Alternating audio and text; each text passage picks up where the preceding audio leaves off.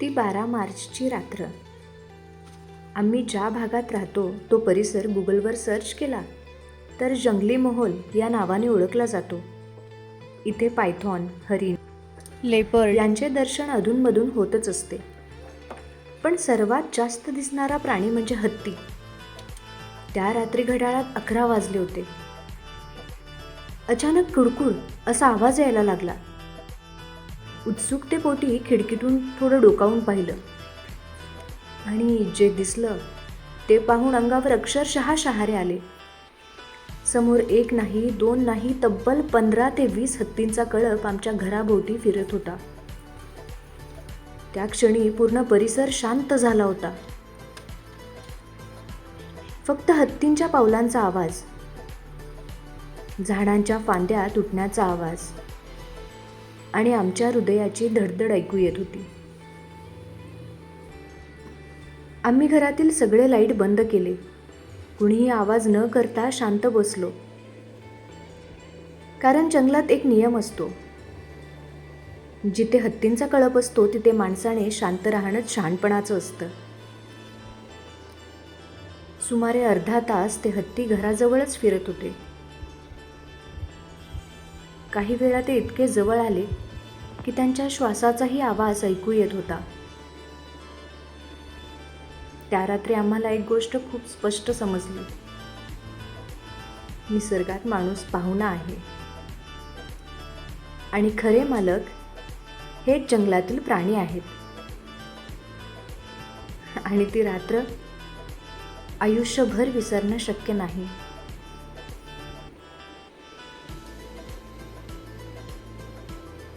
खरी भीती अजून संपलेली नव्हती. हत्तींचा कळप हळूहळू पुढे जात होता. अचानक एक मोठा हत्ती थांबला. तो आमच्या घरामागेच उभा राहिला आणि मोठ्याने हालचाल करू लागला. त्या क्षणी आमच्या घरात सगळे स्तब्ध झाले. खिडकीतून हळूच पाहिलं तर तो हत्ती थेट आमच्या घराच्या दिशेनेच पाहत होता. जणू त्याला आमची चाहूल लागली होती. श्वास रोखून आम्ही काही मिनिटे शांत बसलो. ना कुणी हललं ना कुणी बोललं. काही क्षणांनी तो हत्ती परत वळला आणि आपल्या कळपाकडे गेला आणि हळूहळू ते सगळे जंगलाच्या दिशेने निघून गेले. त्या रात्री आम्हाला समजलं, जंगलात जगायचं असेल तर निसर्गाचा आदर करावाच लागतो. आजही रात्री एखादा आवाज आला की ती 12 मार्चची रात्र आठवते आणि अंगावर पुन्हा एकदा शहारे येतात.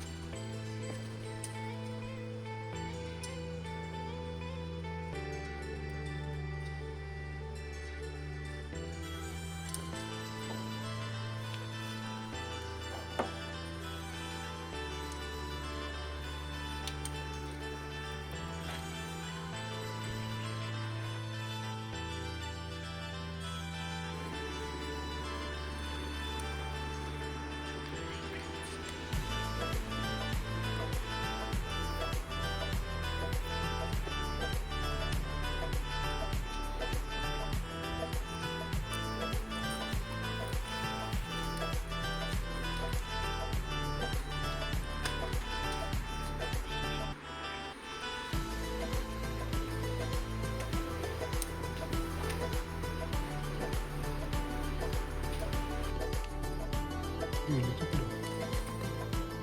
Iya, udah,